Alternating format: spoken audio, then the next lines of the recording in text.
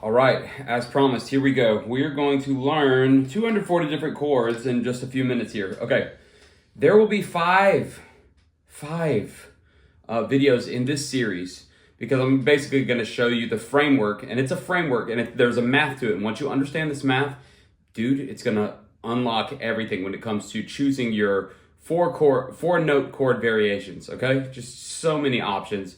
And then we can get into substitutions and stuff like that when it comes to just building up your chord knowledge. So, hope your appetite is whetted. W-H-E-T-T-E-D. Without more ado, these are drop 3 variations. There are 2 different blocks of these variations, okay? So, I'm going to teach you the one that I use all the time. The other one, I honestly almost never use, but it is valuable. And it's super valuable for building like 3-note chords out of these 4-note chords. But we'll get to all that later. So these are drop 3s. A drop 3 is just basically you've got a finger on 2, 3, and 4. Okay, you're gonna skip finger 5 or string 5 every single time. So I'm on string 2, 3, 4, skip 5 for all of these. Okay, and then I've got a bass note in there on string 6. That's why there's only 2 sets of these variations, because basically the other ones are going to be on strings 1, 2, 3, skip string 4, and go to string 5.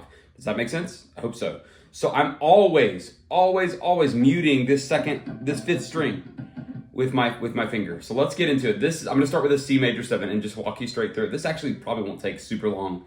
And I'll suggest 2 different ways you can practice these that my teacher taught me so that I could learn them and get them into my fingers. Okay, so here we go. C major 7, okay? Great little variation. And then this is honestly exercise 1, is how to walk these chords from a major to a dominant 7, to a minor 7, to a minor 7 flat 5, or a half diminished 7, to a diminished 7. All the chords walk like this, and this is gonna build your theory because you can see how I can change the chord to make it what I want it to be. Okay, you can see the math of what makes a chord a chord. So this is a major 7. I can move this anywhere. Now it's a D flat major 7. Now it's a D major 7, and so on and so forth. Now how do I find this chord so I can actually use it? Okay. Well, the 5th string, you know, that I'm skipping, that's my 1, okay? And my 1 is also here. C, C, and then C major 7. Okay, so I can walk this from a C major 7 to a C dominant 7. All I do is I've got my numbers to my chord, which is 1, 3, 5, and 7. Okay, and I'll label these for my chord diagrams. Just so I'm going to label it based on what are the building blocks of the chord, so that when you walk it down, you can see that and you can change and manipulate the 1, the 3, the 5, and the 7 of the chord in order to make it what you need to make it. So this is a C major 7. To make a major 7 a dominant 7, all you do is flat the 7. So I'm 1, 3, 5, flat 7. In order to make it a minor 7 from there, I'm just going to flat the 3. 1, flat 3, 5, flat 7. To make it a half diminished 7, it's going to be a minor 7, flat 5. Those are the same thing. So you guessed it, I'm going to take a minor 7 and I'm going to flat the 5. So at this point, I'm 1, flat 3, flat 5, flat 7. And then I've got my diminished 7, which is 1, flat 3, flat 5, flat, flat 7. Double flat your 7. Okay? Okay, now I've walked that down. So that's my first variation. Now I'm going to come up here. You'll notice that the 5 is in the bass there. Now I'm going to invert this up. Now it's another C major 7, but I got the 7 in the bass, okay? So major 7, flat the 7. Dominant 7. Flat the 3 now. So here. Minor 7, flat the 5. And then flat the 7 again. So now I'm here. What do you notice? That is the exact same shape that I had down here. And then go up 3 half steps.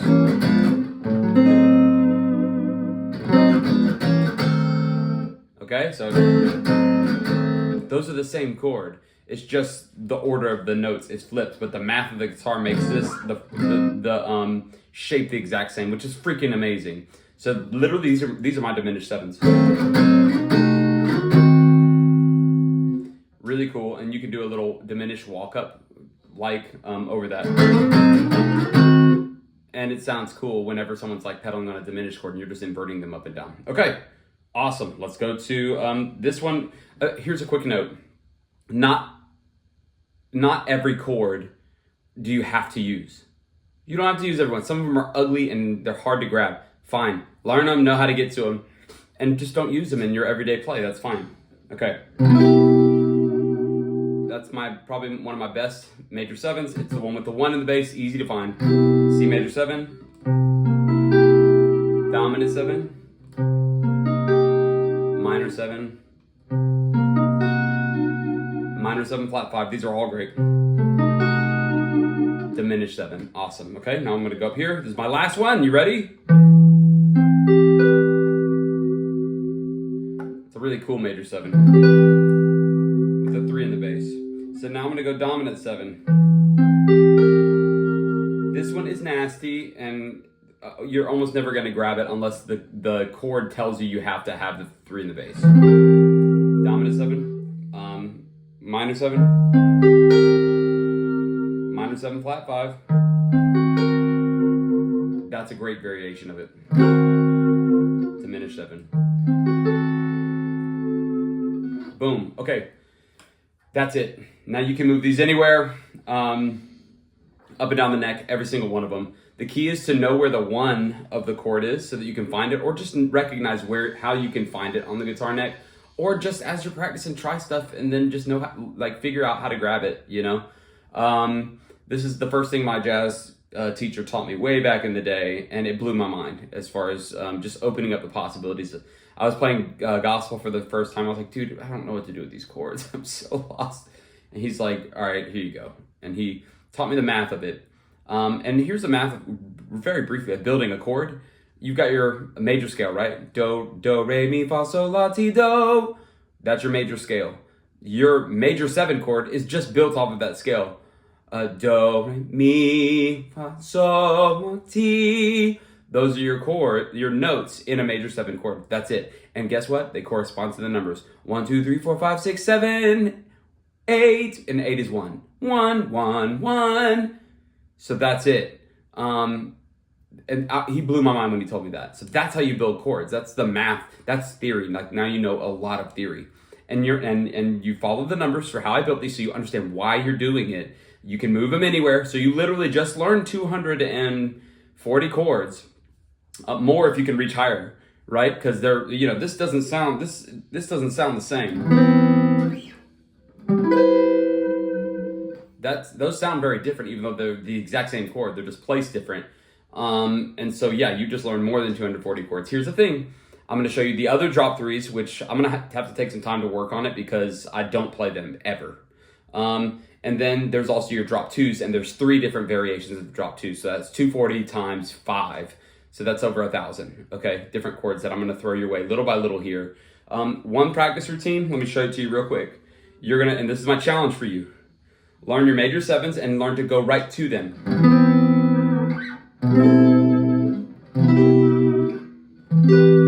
And walk back down. For your next chord, follow the circle of 5ths or the circle of 4ths. And go, so if I'm going circle of 5ths, then I've got to start with my G next. And so G is going to start here.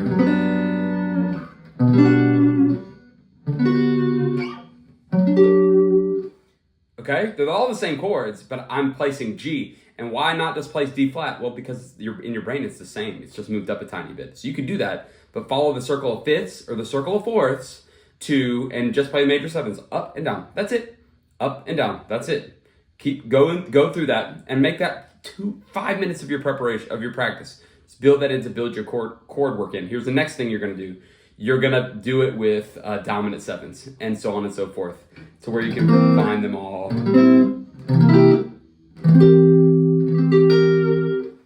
And then you're gonna do it with minor 7. Minor 7 flat 5, diminished 7, and diminished 7's easy. Up, right? Ignore that, the mistake. Okay, so does that make sense? Okay, the next drill is just make sure you're really good at walking them down. And then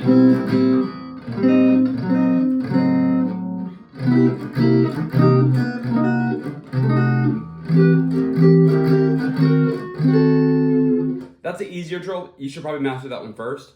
And the next one is gonna make it to where that you can get all these chords into your playing. So hopefully that didn't take too long. I started belaboring things a little bit, but you got your chord diagrams. Check this out, learn it, work on it. If you like this video, go on and like, subscribe, send it to your buddies who play guitar. It opened up my whole world. This is where it all kind of began for me. It got me from the acoustic, you know, got me from this stuff.